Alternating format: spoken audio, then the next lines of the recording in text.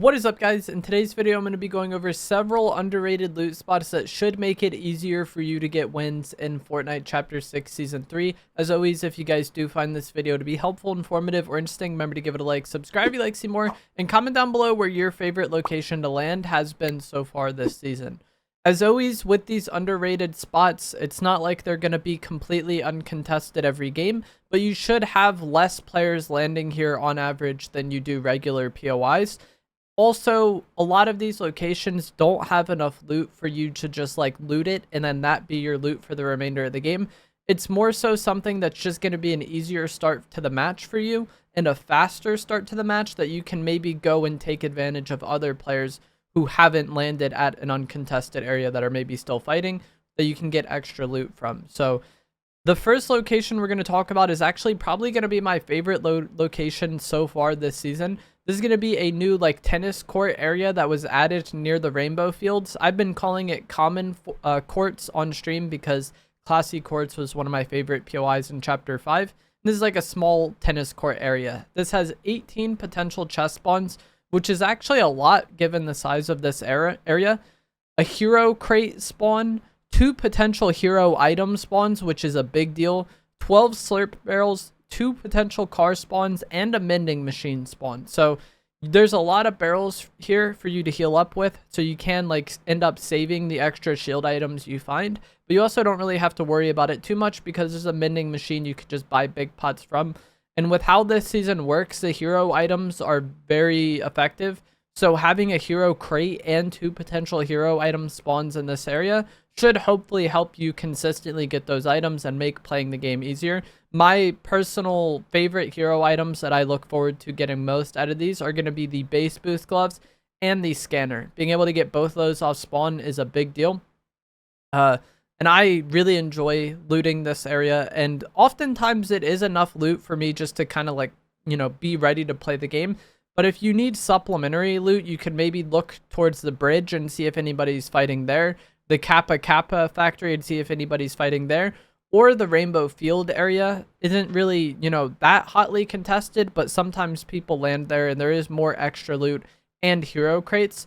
Also, if you do want to get the mythic Robin grappler, this location being kind of near there means you can maybe go and get it after looting if no one landed directly on it. But if anybody's fighting in that area trying to get the grappler, you should have decent timing on third partying them. And hopefully get the grappler that way. But if someone's just going to land on Robin and immediately be out, you're probably not going to be able to get it. Either way, though, I really like this common quartz area. And as I said, this has probably been my favorite map addition so far this season. Another location that I think I've talked about in every single one of these videos I've made in Chapter 6 is going to be the training area. This is on the northern edge of the map. And this has been a good, low-key landing spot for all of Chapter 6. But I think it got even better this season. So it has 16 potential chest spawns, a slurp truck to instantly get you full shield off spawn, which is really nice because then you can just save any of the other healing items you end up finding, a hero crate, and a potential hero item spawn. And as I said, those hero item spawns are very important.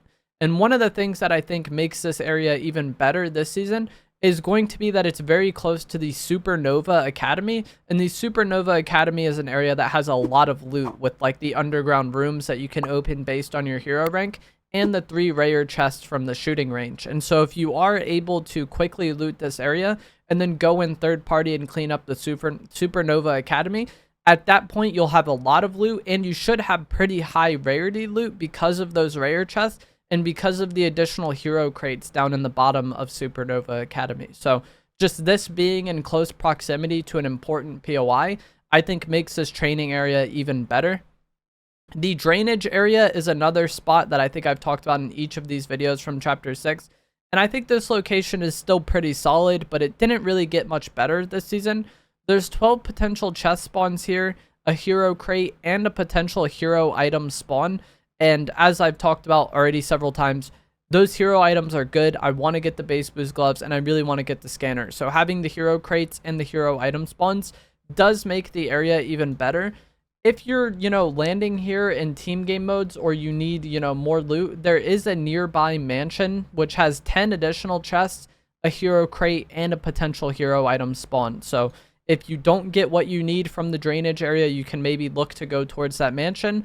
Or maybe if you're playing duos and you're uncontested, one of you can loot the drainage area, one of you could loot the mansion. That is definitely something that's going to make this area a bit better in team game modes, is like hitting up that mansion as well and not relying solely on the loot of the drainage area. Also, this drainage area does have a slurp truck, so again, you can get that immediately and then save any of the shield items you find, which is really going to help an area that has not as much loot like this one still be fine, because when you don't have as much loot, it's a bit harder to get shield. And being able to, you know, get that slurp truck and then just save the other shield items you have, I think really makes up for it. The neighborhood outside the rebel base is another good, or resistance base, sorry, is another good landing spot that has been solid for all of Chapter 6. This has 26 potential chest spawns, 7 slurp barrels, and a slurp truck. It also has a hero crate and 2 potential hero item spawns. One of the downsides of this location, though, is that all of this loot is pretty spread out, and with it being on the edge of the map, it taking a while to loot is not ideal. With the way the storm works in modern Fortnite, it's not like storm is really going to be a problem, but just like taking all that time to loot maybe just makes you have a slower game. But if that's not something that you're really concerned about, I think this neighborhood is a really good spot, and it's a really good spot for team game modes too. Because you can kind of split up and then each loot your own house and then go about your day. Like the loot being very spread out is a problem for solos, but I feel like that matters less in team game modes and is actually somewhat of a benefit in team game modes. Again, the slurp truck makes you be able to save other heals. The hero crate is very nice, and 2 potential hero item spawns definitely increases your chances of getting those good hero items that you're going to want to take advantage of. The next spot I think is going to be one of the best solo spots this season, and that is going to be the crashed train outside Crime City. If you guys didn't know, the train is no longer driving around the map. It's now just crashed in this area, and this is as of the time I'm making this video. It wouldn't surprise me if at some point the train starts traveling the map around again and this isn't a loot spot. But either way, the train currently has 2 rare chests and 3 potential regular chests, along with 3 slurp barrels, which isn't, you know, the most loot, but having those 2 rare chests every game is nice.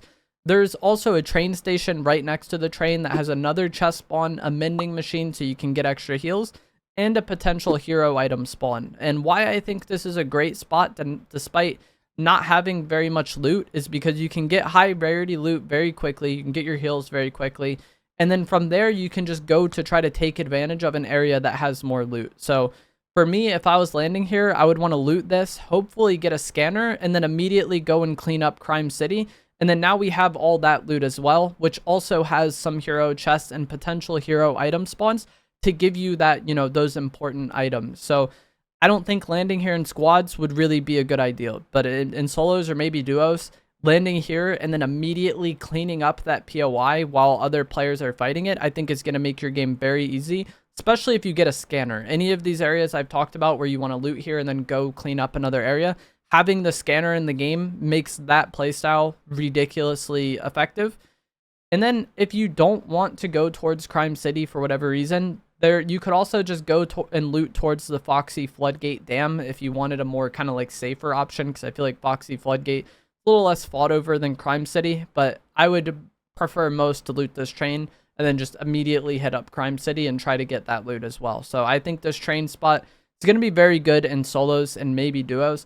And then the final location I'm going to talk about is not somewhere where I really enjoy landing at all, but I think some players might enjoy landing it. If you want the safest start to the game possible and to not interact with other players, I think this is probably going to be your best bet. And that is going to be this snow like kind of base area that's at the very bottom of the map, kind of under Shogun Solitude. And the main building here actually has 18 potential chest spawns and 11 slurp barrels. But there's even more loot kind of spread out amongst this area, amongst like the kind of like snow wilderness here. And I think this would be good to kind of split drop with your teammates and spread out a bit. If you wanted a low-key spot in squads that still has like enough loot for a squad, you know, like some of these locations wouldn't quite work in squads. I think kind of like split dropping this area and just quickly looting everything would probably be a good play to make. The main building has a hero crate and a potential hero item spawn, And if you add up the surrounding area, there are 2 more potential hero crates and 2 more potential hero item spawns.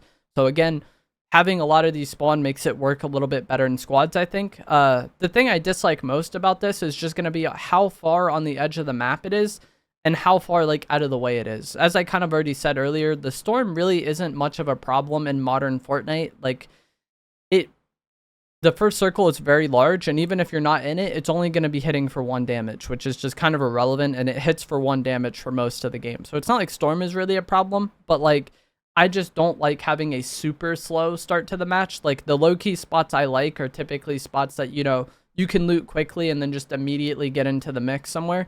I feel like this area isn't quite like that. There are launch pads and like some car spawns in the area to help you rotate out a bit quicker. But just with how far on the edge of the map this is, I'm not a huge fan of it. But as I said, if you wanted somewhere that's like a lot low-key or just like somewhere that's low-key that's also decent for squads, I think splitting up here and looting the entire area would be a decent play. But that is going to be it for this video, just quickly going over some spots that I thought were good this season. There are several other spots that are good that I didn't talk about, but I just wanted to focus on these ones. As always, if you guys did find this video to be helpful, informative, or interesting, remember to give it a like, subscribe if you'd like to see more, comment down below where your favorite spot to land has been so far this season, and I will see you guys in the next one. Thanks for watching.